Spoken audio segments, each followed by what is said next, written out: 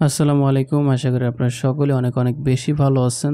গণপ্রজাতন্ত্রী বাংলাদেশ সরকার বাংলাদেশ বিদ্যুৎ উন্নয়ন বোর্ডে সম্পূর্ণ নতুনভাবে আরও একটি সরকারি চাকরির সার্কুলার প্রকাশ করা হয়েছে। যে সার্কুলারটিতে বলা হয়েছে টোটাল 274 জন লোককে নিয়োগ দেওয়া হবে। মজার বিষয়টি হলো এই সার্কুলারটির ক্ষেত্রে বাংলাদেশের সকল জেলা থেকে নারী এবং পুরুষ উভয় প্রার্থীগণ অনলাইনের মাধ্যমে আবেদন করতে পারবেন। পাশাপাশি এই সার্কুলারটিতে আরও বলা হয়েছে সর্বনিম্ন এসএসসি সমমানে পাশ করে থাকলে কিন্তু আবেদন করতে পারবেন। এসএসসি পাস থেকে শুরু করে এসএসসি, এইচএসসি, স্নাতক, মাস্টার্স ডিগ্রি পাশে আবেদন করার সুযোগ রয়েছে। সো এই ভিডিওটির মাধ্যমে নতুন এই সার্কুলারটি সম্পর্কে আমরা বিস্তারিতভাবে দেখে নেওয়ার চেষ্টা করব। কিভাবে আবেদন করতে হবে, আবেদন করার জন্য কী কী প্রয়োজন হবে, কবে থেকে আবেদন করা শুরু হবে এবং কবে শেষ হবে, সম্পূর্ণ প্রসেসিংটি আমরা এই ভিডিওটির মাধ্যমে দেখে নেওয়ার চেষ্টা করব। আশা করি সম্পূর্ণ ভিডিওটি ধৈর্য সহকারে দেখলে সার্কুলারটি সম্পর্কে জানতে পারবেন এবং বুঝতে পারবেন। আপনি যদি আমাদের ইউটিউব চ্যানেলে নতুন হয়ে থাকেন তাহলে অবশ্যই চ্যানেলটি সাবস্ক্রাইব করে পাশে থাকা বেল বাটনটি অল করে রাখুন, যাতে করে প্রতিনিয়ত আপডেট সকল চাকরির সার্কুলার পেয়ে যান সবার আগে। এবং অলরেডি যারা সাবস্ক্রাইব করেছেন তাদেরকে অসংখ্য ধন্যবাদ আমাদের সাথে থাকার জন্য। স্যার, কথা না বাড়িয়ে দেখতেই পারছেন, আপনাদের বোঝার সুবিধার্থে আমি মূল সার্কুলারটি ওপেন করে রেখেছি। সার্কুলারটিতে কি বলা হয়েছে এবং কোন কোন পদে কতজন লোককে নিয়োগ দেওয়া হবে এই বিষয়টি আমরা এখন দেখে নেওয়ার চেষ্টা করব। বাংলাদেশ বিদ্যুৎ উন্নয়ন বোর্ড সম্পূর্ণ নতুন একটি সার্কুলার, যেটা হচ্ছে 24শে মে 2025 তারিখে পাবলিশ করা হয়েছে।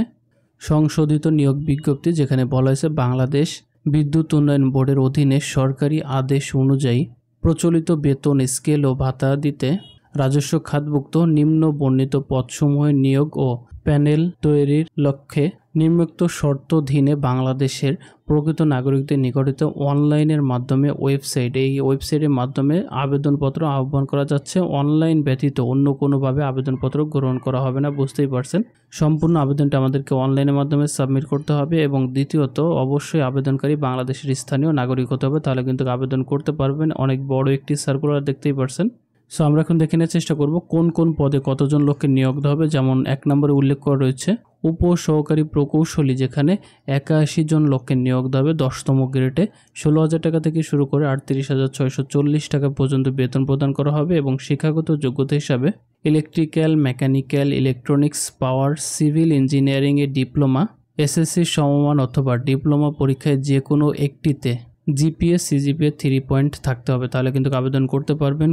কোনো পরীক্ষাতেই যদি 3য় বিভাগের বা 3য় শ্রেণীর নিচে পেয়ে থাকেন তাহলে কিন্তু আপনি আবেদন করতে পারবেন না, এখানে ক্লিয়ার করে বলে দেওয়া হয়েছে। তারপরে 2 নম্বরে রয়েছে সহকারী নিরাপত্তা কর্মকর্তা, যেখানে 2 জন লোককে নিয়োগ দেওয়া হবে। 11তম গ্রেডে 30,230 টাকা পর্যন্ত বেতন প্রদান করা হবে। শিক্ষাগত যোগ্যতা হিসাবে নিরাপত্তা ও অনুসন্ধান সংক্রান্ত কাজে 5 বছরের অভিজ্ঞতা সহ 2য় শ্রেণীর স্নাতক ডিগ্রি কমপ্লিট করা থাকলে কিন্তু আবেদন করতে পারবেন। 3 নম্বর রয়েছে ফার্মাসিস্ট, মেডিকেল অ্যাসিস্ট্যান্ট, যেখানে 25 জন লোককে নিয়োগ দেওয়া হবে। 11তম গ্রেডে 30,230 টাকা পর্যন্ত বেতন প্রদান করা হবে। এবং শিক্ষাগত যোগ্যতা হিসাবে কোনো স্বীকৃত প্রতিষ্ঠান হইতে diploma in pharmacy, diploma in medical degree complete করা থাকতে হবে। পাশাপাশি সংশ্লিষ্ট কাজে 3 বছরের অভিজ্ঞতা থাকতে হবে, তাহলে কিন্তু আবেদন করতে পারবেন। 4 নম্বর রয়েছে সিনিয়র স্টাফ নার্স, যেখানে 4 জন লোককে নিয়োগ দেওয়া হবে। 12তম গ্রেডে 27,300 টাকা পর্যন্ত বেতন প্রদান করা হবে। শিক্ষাগত যোগ্যতা হিসাবে কোনো স্বীকৃত প্রতিষ্ঠান হইতে ডিপ্লোমা ইন নার্সিং সংশ্লিষ্ট কাজে 3 বছরের অভিজ্ঞতা থাকলেই কিন্তু আবেদন করতে পারবেন। 5 নম্বর রয়েছে সহকারী হিসাব রক্ষক, যেখানে 30 জন লোককে নিয়োগ দেওয়া হবে। 13তম গ্রেডে 11,000 টাকা থেকে শুরু করে 26,590 টাকা পর্যন্ত বেতন প্রদান করা হবে। এবং শিক্ষাগত যোগ্যতা হিসাবে বাণিজ্যিক বিভাগে স্নাতক ডিগ্রি কমপ্লিট করা থাকতে হবে। কোনো পরীক্ষাতেই 2য় শ্রেণী বা সমানের ডিগ্রি, কোনো পরীক্ষাতেই 2য় বিভাগ বা শ্রেণীর নিম্ন যদি পেয়ে থাকেন তাহলে কিন্তু আবেদন করতে পারবেন না। 6 নম্বর রয়েছে উচ্চমান হিসাব সহকারী, যেখানে 77 জন লোককে নিয়োগ দেওয়া হবে। 13তম গ্রেডে 26,590 টাকা পর্যন্ত বেতন প্রদান করা হবে। 6 নম্বর পদের ক্ষেত্রেও শিক্ষাগত যোগ্যতা হিসাবে বাণিজ্যিক বিভাগে স্নাতক ডিগ্রি কমপ্লিট করা থাকতে হবে, তাহলে কিন্তু আবেদন করতে পারবেন। 7 নম্বর রয়েছে জুনিয়র স্টাফ নার্স, যেখানে 10 জন লোককে নিয়োগ দেওয়া হবে। 16তম গ্রেডে 9,300 টাকা থেকে 22,490 টাকা পর্যন্ত বেতন প্রদান করা হবে। শিক্ষাগত যোগ্যতা হিসাবে কোনো স্বীকৃত প্রতিষ্ঠান হতে ডিপ্লোমা ইন নার্সিং কমপ্লিট করা থাকতে হবে। এবং কোনো পরীক্ষাতে 2য় বিভাগ বা শ্রেণীর নিচে যদি পেয়ে থাকেন তাহলে আবেদন করতে পারবেন না। 8 নম্বর রয়েছে ড্রেসার, যেখানে 6 জন লোককে নিয়োগ দেওয়া হবে। 18তম গ্রেডে 8,800 টাকা থেকে 21,310 টাকা পর্যন্ত বেতন প্রদান করা হবে। এবং শিক্ষাগত যোগ্যতা হিসাবে মাধ্যমিক সমমানের পরীক্ষায় পাশ থাকলে কিন্তু আবেদন করতে পারবেন। এসএসসি সমমানে পাশ করে থাকলে আবেদন করতে পারবেন এবং সংশ্লিষ্ট কাজে 5 বছর অভিজ্ঞতা থাকতে হবে। সর্বশেষ 9 নম্বর রয়েছে মিডওয়াইফ, যেখানে 9 জন লোককে নিয়োগ দেওয়া হবে। 18তম গ্রেডে 21,310 টাকা পর্যন্ত বেতন প্রদান করা হবে। শিক্ষাগত যোগ্যতা হিসাবে মাধ্যমিক সমমানের পরীক্ষায় পাশ থাকলে আবেদন করতে পারবেন, তবে সংশ্লিষ্ট কাজে 5 বছরের বাস্তব অভিজ্ঞতা থাকতে হবে, তাহলে কিন্তু আবেদন করতে পারবেন।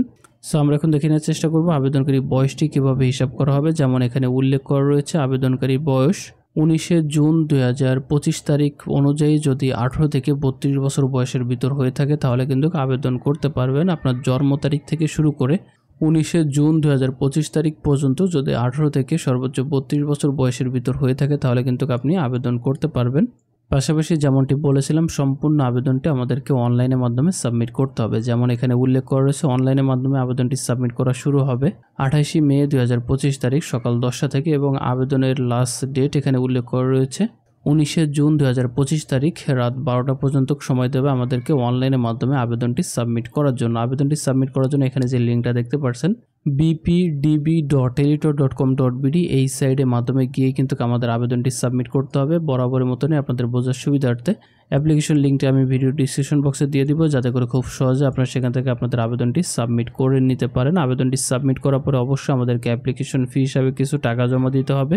যেমনটি এখানে উল্লেখ করা রয়েছে 1 নম্বর ক্রমিক পদে যারা আবেদন করবেন তাদের জন্য 123 টাকা এবং 2 নম্বর থেকে শুরু করে 4 নম্বর ক্রমিক পদের ভিতরে যারা আবেদন করবেন তাদের জন্য 168 টাকা।